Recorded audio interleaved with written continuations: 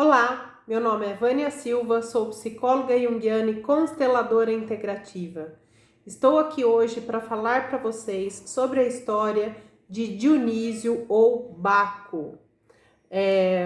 Tanto o Baco quanto o Dionísio são a mesma pessoa, porque Roma ela dominou vários lugares do mundo, sendo um grande império, né? Quem estudou história sabe disso. E conforme ela ia entrando em determinados lugares, ela ia também absorvendo a cultura daquele lugar onde ela dominava, onde ela tinha contato com aqueles povos. E por isso, ela também foi a conquista da Grécia e acabou acontecendo uma miscigenação. Por isso que os deuses têm dois nomes, tá? E por isso que fala mitologia greco-romana, porque houve uma mistura dessas duas culturas. Então vamos lá. Para falar sobre o Dionísio, eu me baseei neste livro aqui, que várias pessoas devem ter esse livro, tá? Ele é o tarô mitológico. A mitologia, ela foi passada através de teatro, através de contar um para o outro, né? Depois teve alguns registros com Homero. Então, assim, as histórias, elas acabaram... Às vezes você lê uma história num livro tá de um jeito e aí você lê em outra tá de outro, tá? Justamente por conta dessa coisa que não teve, assim, uma fonte segura onde aquela história foi contada e aconteceu exatamente assim, tá bom? Então, eu tô me baseando nesse livro do tarô mitológico, que é um livro bem bacana. Eu tenho ele há muito tempo mesmo. Deve ter uns 20 anos que eu tenho esse livro. E ele é muito profundo, porque além dele contar a história, além dele falar sobre tarô, ele também fala sobre o significado psicológico daquele arquétipo, tá? E eu achei muito bacana. Então vamos lá. Quando a gente vai falar sobre tarô, a gente olha para a carta e sente a impressão que essa carta nos causa. Quais são as impressões que você tem quando você olha para isso, né? É um rapaz que está à beira de um abismo, tem uma gruta atrás dele, ele está descalço, está vestido com roupas de pele, tem uma coroa de videira, porque na verdade Baco é deus do vinho, deus dos prazeres, tá? Então ele tem essa coroa de uvas, né? De folhas de uvas na cabeça, representando isso daí. Tem uma águia perto dele nesse galho seco que sai da gruta aí, né? E lá atrás tem uma paisagem árida. Veja bem como que é isso daí, né? E aí vamos conhecer um pouquinho da história de Dionísio para a gente poder voltar nessa imagem e interpretar toda essa história, toda essa condição, essa dinâmica que essa carta está mostrando para nós. Então vamos lá. Dionísio, como que foi? A gente começa do nascimento dele, tá? Zeus era o deus do Olimpo, né? O deus principal ali do Olimpo. E Zeus gostava de ter muitos casos com várias mulheres, com deusas, com mortais, com semideusas, enfim. E ele era casado com Hera. Hera era uma mulher extremamente ciumenta. Ela tá num arquétipo bem forte de esposa, que ela não tá, a atenção dela não é voltada para os filhos, ela é voltada para o marido. O foco dela é o marido, né? E o ponto principal da vida dela é o papel dela de esposa. E como esse marido, ele tinha muitos casos com várias mulheres, ela não enfrentava ele, ela perseguia essas mulheres que eram amantes do seu marido e, se possível, matava os filhos fruto dessa relação. E Dionísio foi um desses casos, tá? Zeus se apaixonou por uma princesa mortal de Tebas, que se chamava Semele, e ele quis ter relações com ela, e ela concordou, então ela acabou engravidando de Dionísio, e quando Hera ficou sabendo desse caso, ela se disfarçou de ama seca e foi até Semele e convenceu ela a pedir para Zeus se mostrar da forma como ele é, né? Como Deus, da forma divina dele, né? E como nós mortais não suportaríamos essa visão, porque é uma visão muito forte, muito iluminada, ela sabia que Semele morreria nessa situação, né?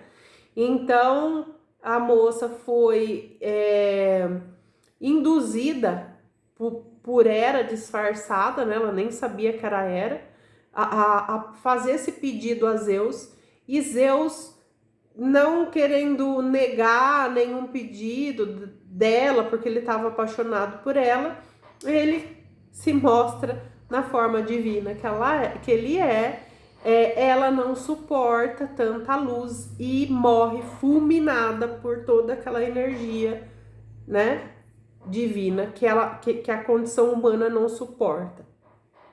Zeus, quando percebeu a situação, ele correu e tirou o filho da barriga para tentar salvar a criança e pediu para Hermes costurar essa criança dentro da coxa dele para terminar de gestar, né?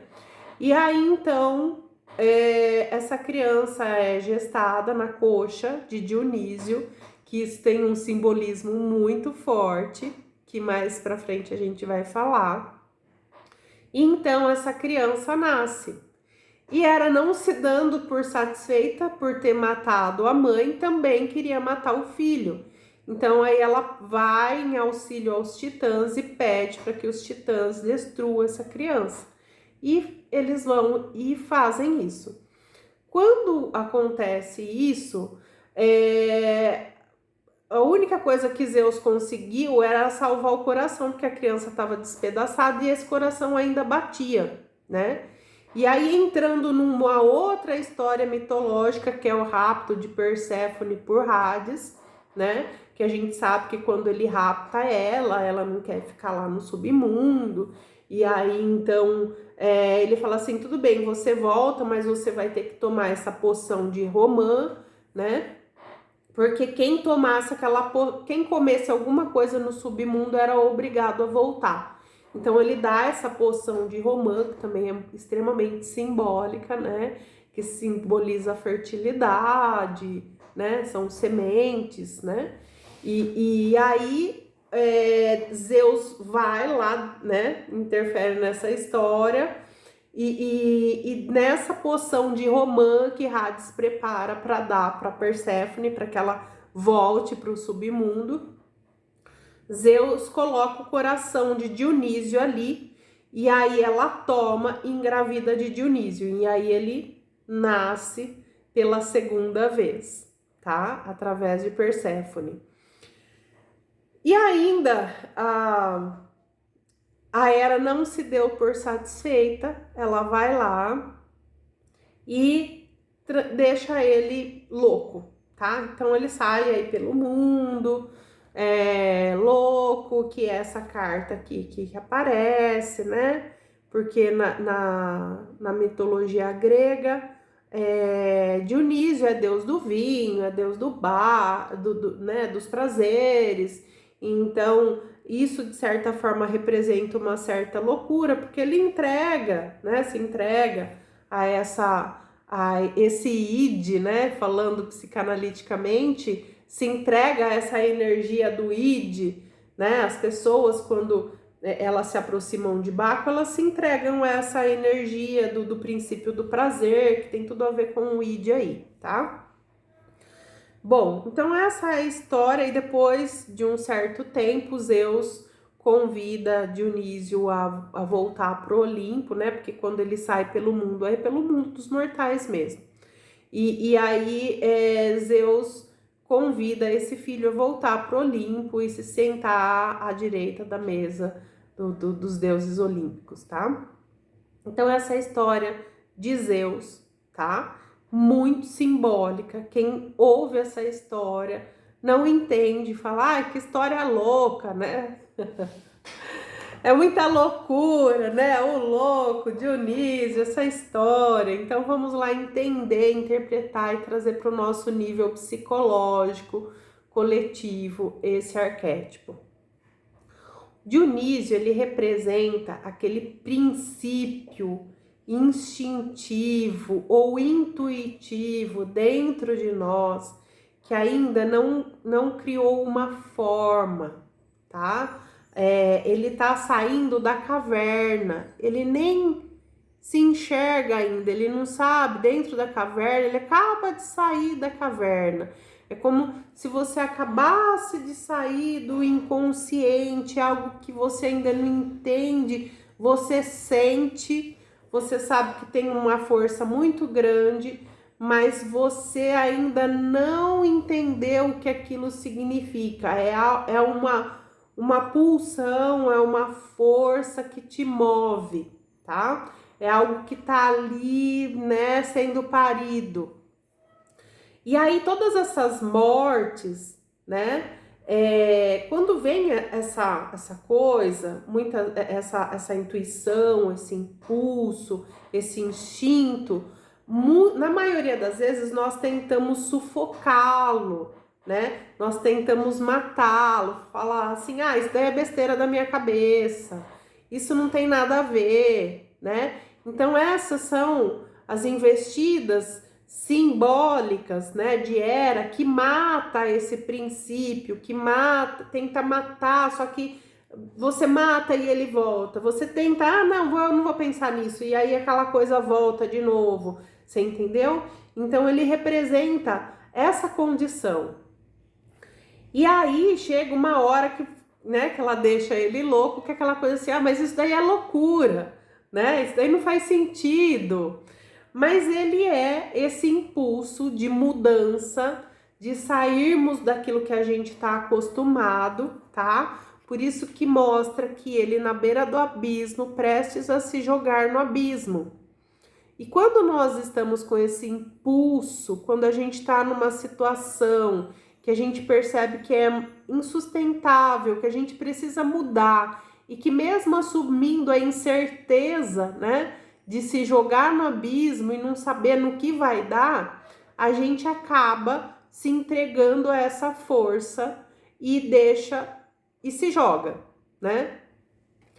Esse se jogar, você não tem garantia de que você vai se dar muito bem ou que você vai se dar muito mal. É uma incerteza, é um novo cenário. Você está entrando numa condição desconhecida, né? E essas roupas dele aqui, primitivas, né? Tem até umas caveirinhas aqui, que é algo que já morreu, e às vezes a gente fica apegado a essas coisas que já morreram na vida da gente. E quanto mais a gente fica apegado a essas coisas que já morreram, a gente começa a morrer também, a vida começa a perder o sentido. Então a gente precisa sair dessa gruta, a gente precisa sair dessa situação que já deu o que tinha que dar, tá? Pra gente poder se lançar no desconhecido e então começar uma nova fase de nossa vida, tá? Esse impulso que vem, essa necessidade de sair da caverna, né? E aqui tem essa águia, tá? Que representa Zeus, que a águia é um animal de Zeus. Então, assim, embora você ache que você está desamparado, você está pulando no abismo, num lugar árido, descalço, despreparado para aquela situação, né? Essa condição do estar descalço é você estar despreparado, estar desprotegido, né? Na verdade, nós nunca estamos sozinhos. Aqui tem o amparo do Pai, aqui tem o amparo de uma força para que você faça esse movimento de mudança, tá? E quando fala que ele foi costurado na coxa de Zeus também, né? A coxa tem a ver com movimento, tem a ver com andar, né? E tem a ver com algo muito primitivo, né? Porque a coxa não tem um coração, não tem um cérebro, ela só vai, né? É aquilo que só vai. Eu não sei muito bem, mas eu preciso ir. Eu preciso sair dessa situação, eu preciso andar, eu preciso ter movimento, tá? Então, essa história, ela é tão simbólica nesses momentos de mudança, de transformação, de se lançar ao novo, de deixar o que morreu para trás, né? De assumir que aquilo que eu tô apegado, que eu tô acostumado, que tá cômodo, morreu, né? E se eu ficar naquela situação, eu vou apodrecer ali junto com aquilo que morreu, né? Então essa transformação, apesar de parecer arriscada, de parecer perigosa, ela é necessário para que a vida mude, se transforme e possa alcançar novos patamares, novos aprendizados, crescimento, amadurecimento e tudo mais. Tá bom, meus amores? Um beijo no coração de vocês e até a próxima semana. Espero que vocês tenham gostado da história e curtam o meu canal, se inscrevam e compartilhem. Um beijo, até semana que vem.